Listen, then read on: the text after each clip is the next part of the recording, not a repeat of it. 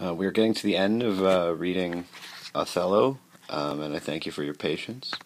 And the purpose of this video is to show you how to quote Shakespeare in order to prepare for the essay that you're going to write on Othello. So italicize the titles of plays. This is different from what we've been talking about with novels, where we would underline the title. Really, underlining or italicizing accomplishes the same thing. It identifies a longer work of literature. With Shakespeare, we do have to be careful, as many of Shakespeare's plays feature the titles that are also names of the most prominent characters in the play, and we may run across this issue with Othello, as when you're writing your essay, you're going to refer to both the play Othello. So the play Othello here, and the character Othello. So just be very conscious of when you're writing that you're not italicizing each and every time you write the word Othello, as you're referring sometimes to the play and sometimes, probably more often, to the character.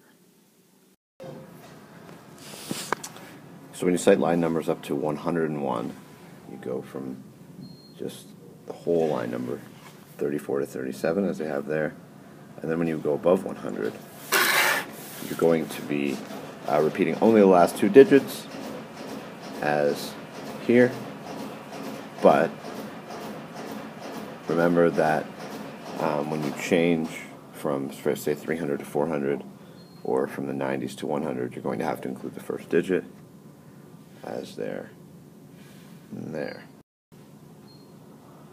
So you're using, remember, Arabic numerals rather than Roman numerals, which means that those are the numbers that we use every day. And so, for instance, in this citation for the play Twelfth Night,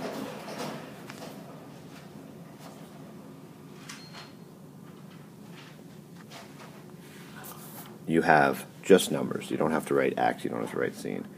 And you have, so that's Act 1, Scene 5, and then here are the lines as cited before, 268 to 276.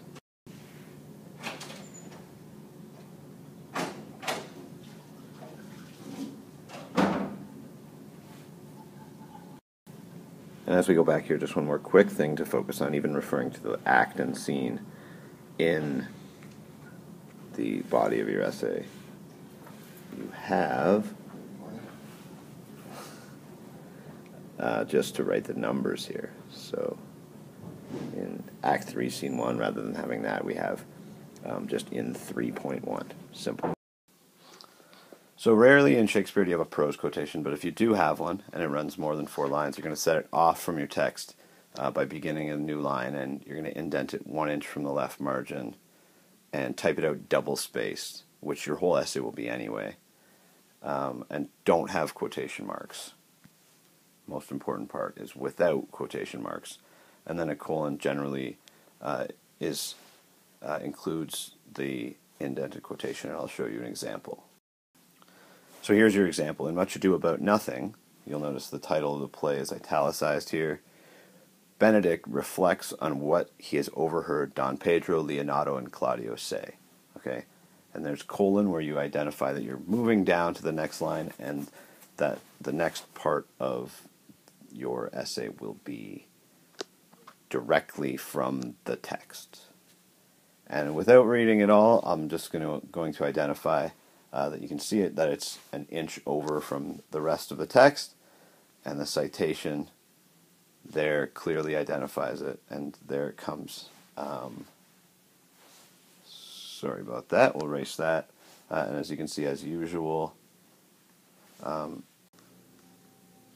so whereas in other quotations, when you'd have your quotation marks, you would have the period kind of at the end of the citation in brackets. In this case, it is it's just before, and you'll notice that with all the other longer Shakespeare quotations.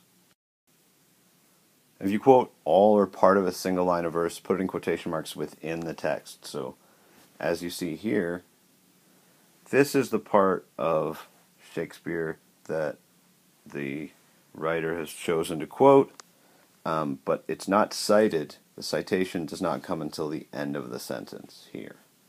Okay, and especially if you are making that line into part of the sentence just to make it flow, that's what you want. And you can do the same thing with 2 or 3 lines. The only thing is in Shakespeare, you're going to use that backslash to denote that it's actually another line. And this is just to save space in quotations that are 2 or 3 lines long. And once you get to that 4th line long, we're going to show you how to offset it from the text similar to the way that you would do for a prose quotation. And here we are. So verse quotations, so the way Shakespeare writes, iambic pentameter, 10 syllables per line, of more than 3 lines should begin on a new line. And that's similar to the way that they would have begun in a prose quotation, which, like I said, far less likely to use a prose quotation. This verse quotation you are going to be far more likely to use, especially in Othello. There's a lot of longer speeches, a lot of soliloquies, especially by Iago if you're writing about him. And you're going to indent that over from 1 line from the left margin. And as you can see here, the quotation does start in the middle of a line. You'll notice that a lot in Shakespeare, where an actor will deliver a line that's only 5 syllables long, and then the next person that they're having dialogue with will deliver the remaining 5 syllables of that line and then move on. And that was how Shakespeare wrote it. So, you have the person here identifying the character in the play. It's Jacques in As You Like It, who delivers the famous speech comparing the world to a theater.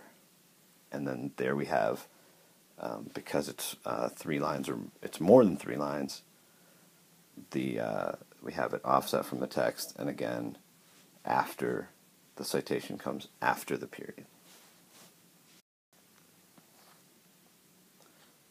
The last thing that I'm going to show you, and the thing that may be the most challenging, because if you're showing something like Iago and Othello and the trust that Othello has for Iago, you may want to show some dialogue between those 2 characters. So you need to have both characters in your quotation. So you can do that, and the example that I have here shows up to 3 characters. So what you would do then, you'll notice that the name is in all caps. All of the names of the characters in all caps, and that the name is also followed by a period, and then indented here because, again, it's halfway through the line. Okay, you'll notice that this one at the bottom is not indented, okay, because it's not halfway through the line, but it should be written largely as it appears in the text, if you can manage it. And if you do have questions about this, please do make sure that that you ask, because we are going to be working on this in class. You're going to be watching this video at home, and we're going to be working on the work that we do with it in class. Now we get to the citation section of your paper, which is going to be very important, and I'm going to use this presentation itself as an example, and I'm going to tell you where I got all this information from. So I'll just move on in here, and then take a look. That's the template you're going to be following. And so finally here you have the citation that I have for this presentation.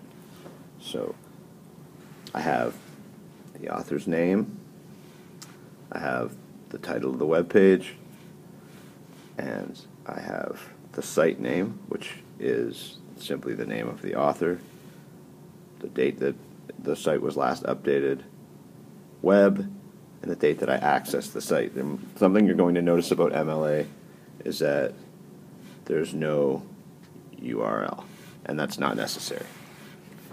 So I should be able to find the site by simply typing that into my Google search bar.